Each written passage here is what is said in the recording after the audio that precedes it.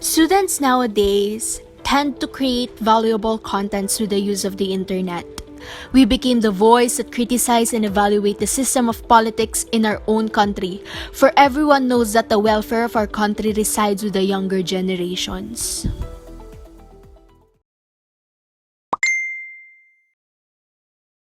Hey, I've seen a video regarding martial law. Well, it explains what happened and also its significance to the present political system. Wow, that's cool. Would you mind sharing us the link? It's good to study these kinds of things related to politics. Sure. I'm also looking for your reaction.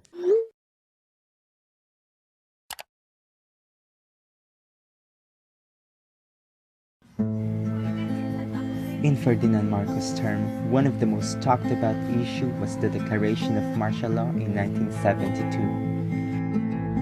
I have proclaimed martial law in accordance with the powers vested in the President by the Constitution of the Philippines. The proclamation of martial law is not a military takeover. I, as the duly elected President of the Republic, use this power which may be implemented by the military authority. It was declared so there would be response to the communist threat posed by the newly founded Communist Party of the Philippines and the sectarian rebellion of the Mindanao Independence Movement. Martial law was said to be a response to those organizations that are against Marcos' administration. Also, it was just a consequence of political decay after American-style democracy failed to take root in Philippine society. These two are the Proclamation of 1081, which justifies to save the Republic from various plots and to reform society after the downfall of Americanized democracy. However, during martial law, there are a lot of netizens that have put their lives at danger. The dictator of Marcos had revealed the abuse of human rights, mainly the political opponents, student activists, journalists, religious workers, farmers, and others who are against his dictatorship. The victims of martial law, the Philippine Congress has approved a bill that would award some 10 billion pesos or $246 million to some 10,000 human rights victims, about 10,000 people or their relatives who were subjected to arbitrary arrests, detention, torture, property confiscation, sexual offenses, and execution under former dictator Ferdinand. Historians believe that 3,257 are known for extrajudicial killings, 35,000 documented tortures, 77 forced disappearances, and 70,000 incarcerations or state of being imprisoned. Some murder victims were tortured and crippled before their bodies were thrown in various public places, so people would fear the power of what a government could do. Wow. So that is what truly happened during martial law. It's unimaginable that these things have been experienced by our grandmothers and grandfathers. It's a shame that the decision is being lifted. It may have good outcome, but corruption signifies the control in power. And let the government abuse the thing. That is for the citizen of the country. Here is another video regarding the issue of Cory Aquino being the president of the country.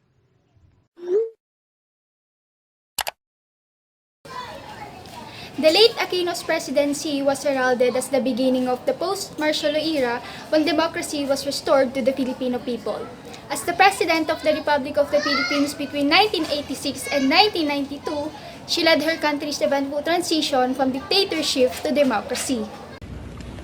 I was witness to an extraordinary manifestation of democracy on the part of the Filipino people.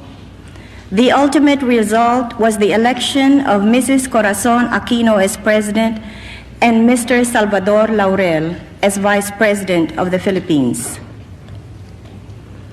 When a subservient parliament announced my opponent's victory, the people then turned out in the streets and proclaimed me the President of all the people.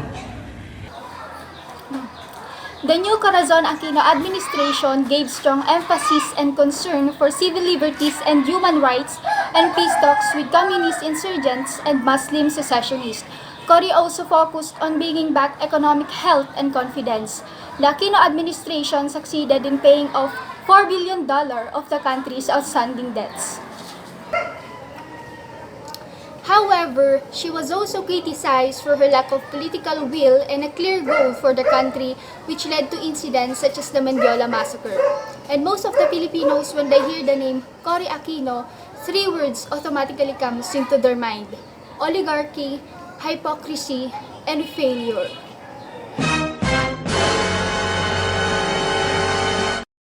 Some viewers may find the following video disturbing. Viewer discretion is advised. The marchers wanted land and felt they were being cheated by the president. They were determined to march on the palace to remind Mrs. Aquino of her promises. What they got was rifle fire by the Marines, at first into the air, then directly into the crowd. The result was devastating.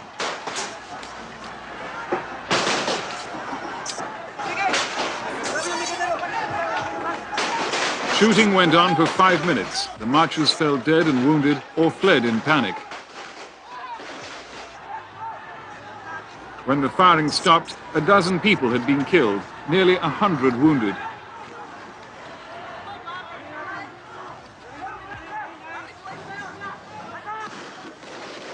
The commander of the security forces, Major General Montano, defended his actions. He blamed demonstrators for provoking the clash. The government spokesman said 3 soldiers were wounded by bullets, and they had the right to defend themselves. Leftists condemned the shooting. Crispin Beltran, leader of the largest and most militant labor movement, called it a brutal massacre.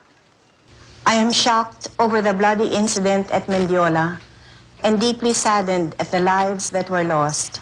The persons responsible for this tragedy, whichever side they belong to, will be held to the fullest account.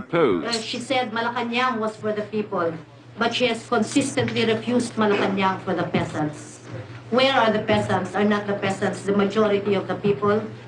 The peasants are peace-loving, and yet, when we had asked for land, they answered us with bullets. We asked for justice, they answered us with guns. I was very concerned and very disturbed about this incident. I formed a commission to investigate what happened in this very tragic incident. At Manila's Mount Carmel Church, they had planned to celebrate President Aquino's birthday today. Instead, they offered mass for the victims shot dead by her troops. 20 peasants are now known to have died when Marines opened fire on a farm workers' demonstration last Thursday. The Mendiola massacre, as it's become known, has shocked the Philippines and shattered its fragile stability. As families grieved publicly over the dead, left-wing groups were preparing for a massive march of indignation. Tomorrow, they'll be carrying the real coffins. While her supporters wished her a happy 54th birthday, her opponents sang only in cynicism. In Quezon City today, loyalists of ex-President Marcos burned copies of her new constitution. It seems more political factions from both right and left are joining forces to march under the Vote No banner. This march was held in protest against what's become known as the Mendiola massacre, when troops opened fire on demonstrators near the presidential palace, killing 12. And the authorities were anxious to avoid any repetition. President Aquino defied her advisers to allow the marchers to approach the palace, though she herself didn't make an appearance. The protesters sang songs better known for the uprising against former President Marcos. One spokesman said, "There's no future under Mrs. Aquino." And if ever the Bataan nuclear power plant project has been continued, they will not experience 8 to 10 hours daily brownouts, which among the biggest fails of the Cory Aquino regime. Not only did she make the Filipinos suffer, the economic losses condemned generations of Filipinos to poverty and lack of opportunities. It sits 18 meters above the ocean and is over 100 kilometers from the nearest fault line. Completed in 1985 at a cost of almost $2 billion, the Philippines' Bataan nuclear power plant is supposed to be stronger and safer than the one damaged in Fukushima after the Great East Japan earthquake in March. But that claim has never been tested. This plant has sat untouched for over 25 years. Instead of engineers and nuclear scientists, the only ones here now are curious sightseers, taking advantage of the government's offer to let them in and tour the facility at a low subsidized rate. People perceive that nuclear connotes atomic bomb, radiation, especially now with the Fukushima incident. So we have to educate the public more. Everything here is as it was left when the Marcos dictatorship that built it was overthrown by a popular uprising in the 1980s. The controversial plant was only then about to be activated. But succeeding governments abandoned the idea, seeing it as an extravagance from a time gone by, and too much of a risk. This is the closest the general public will get anywhere in the world to a nuclear reactor. This one at the very heart of the Bataan nuclear power plant. Now, it's never actually been brought online, but just like Fukushima, uranium dioxide would have been used as fuel here, and that would have generated enough electricity to supply 10% of the northern Philippines. And most of the political problem, including widespread corruption, human rights abuses, and inequitable distribution of wealth and power, remained during her regime. Even though debts had been paid, simultaneous incidents just continued to happen. It is probably hard for the citizens to handle that. What do you think might happen if those projects continued to be done? Probably electric bills will be smaller and affordable, and in that way, we may use that advantage to create many more projects, making the Philippines a self-sufficient country. I couldn't agree more. Did you watch this video? It is a parody about a certain person in the government turning farmlands into subdivisions. It's actually funny how they portray the message. Cringe warning. Intro is so bad and terrible. So do not watch this video. If you did, you have been warned. So hi guys! Welcome to Christel's video. Bruh. It is hard to come up everything during this pandemic.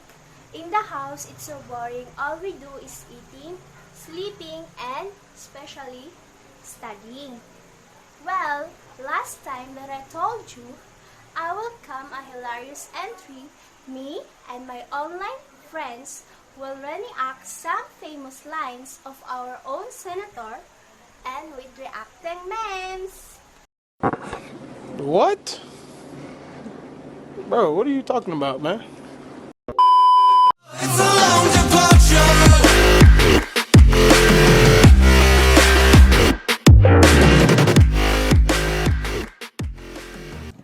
Baliw na baliw kayo sa research? Ako? Matalinong tao pero hindi maintindihan research nyo. Buying more seeds and equipment for farmers. Puro research. So, ang ibibigay mo sa farmer, magkanong research? 150 million sa research, 265 million sa calamity assistance. Bakit lahat ng inyong budget puro research?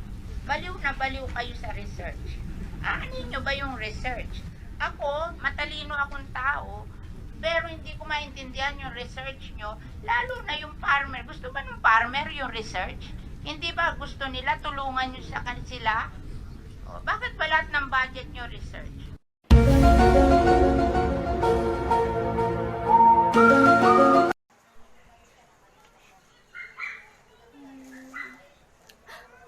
Why naman ganoon, Maring Cynthia Villar? Your food is come from our researcher, from our hardworking scientists. Huwag niyo ngang bigyan ng kanin yan. Palibhasa, gustong i-turn our farmlands into subdivision? So the second candidate is the one and only person who is much harder than any other, Senator Ronald Bato de la Rosa. Suspended until 12 o'clock in the afternoon of Wednesday, May 27, 2020. Thank you very much. Bye-bye. Thank you. Bye-bye. Thank you. Thank you guys. See you. Bye. Thank you. Sarap ng buhay. Sarap ng buhay. Ganito tayo palagi, ha?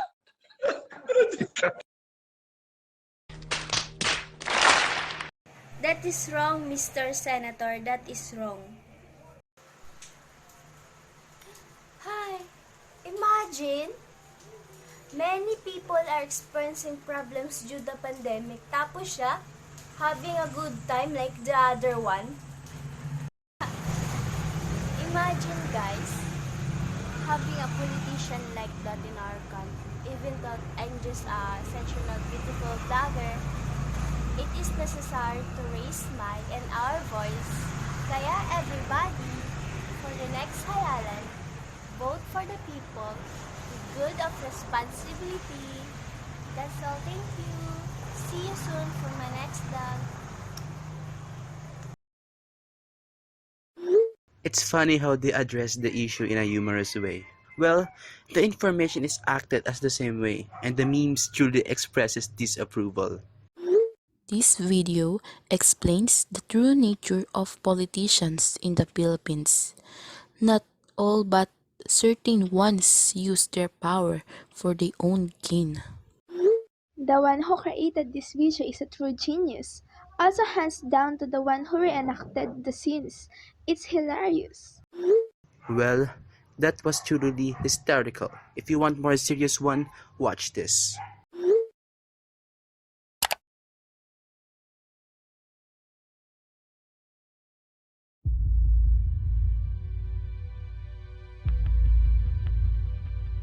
I'm going to be completely honest.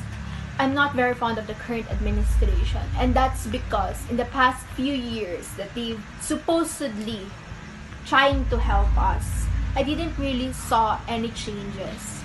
And I think that's because Mr. President, Mr. Rodrigo Roa Duterte, is very focused on more bigger, unsolvable problems. That made him forgot about other people that needs him. And that's the poor. The current government seemed lackluster compared to their promised leadership when they're still running for position. I think that the president as well as the government is incompetent. Their efforts in serving the Filipino people is insufficient. President Rodrigo Duterte is a competent and confident president, but I'm not inside of his way of ruling. Like, there are so many lives ended easily in his way of ruling. You know what I mean? Based on my observation, the government now is better from the last government. The president is very good. He did change our country indeed. Just like the Build project. Right now, this project is very near at its goal.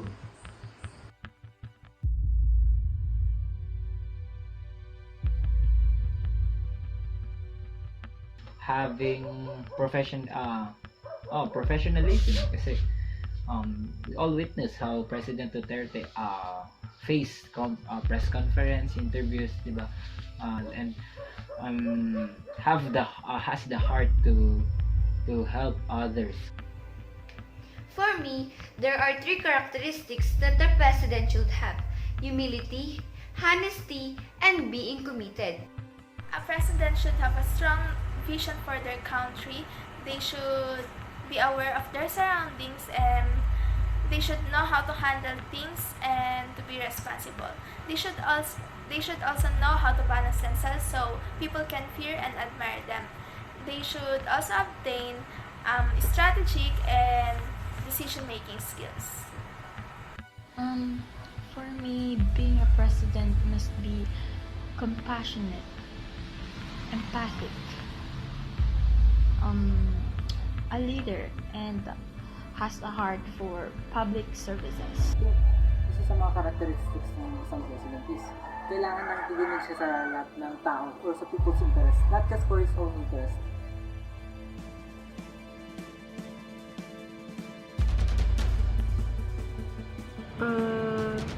No. No. Hindi. No. No. It's a no. No, actually it has to change. No. Do you know what is missing in the Duterte administration? It is the decency and fairness. Duterte has triggered the common people with his street speak. Of course, we're not expecting this from an elitist leaders in a country with some 20% below poverty line, from which here and a little above are Filipinos, suffering the consequences of the war on drugs.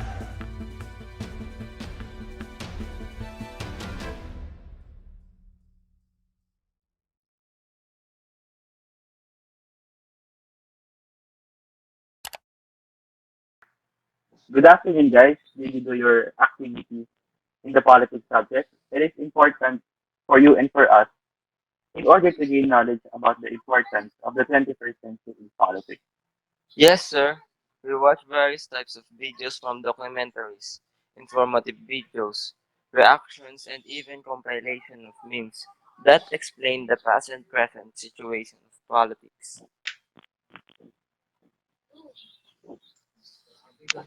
The Philippines may have been in a dangerous and complicated state. There's still some lessons and necessary things that needed to be taken and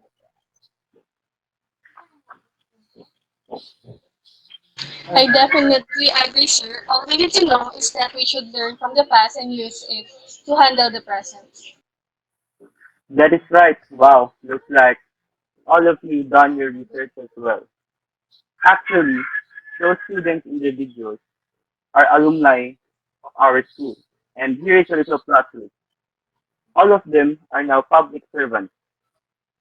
The one who acted as Marcos are now set to be the youngest counselor in the Philippine history. The one who created the vlog is now one of the most influential people in social media and it uses the platform in order to address the problems in politics. And the students who ask questions are now the biggest youth organization that addresses problems about the politics, agriculture, and also human rights. This is a lesson that I always impart on my students. All you need to know is that past reflects the present. We are the present. We know the problems and we know the solutions. So we should not fear to face the future.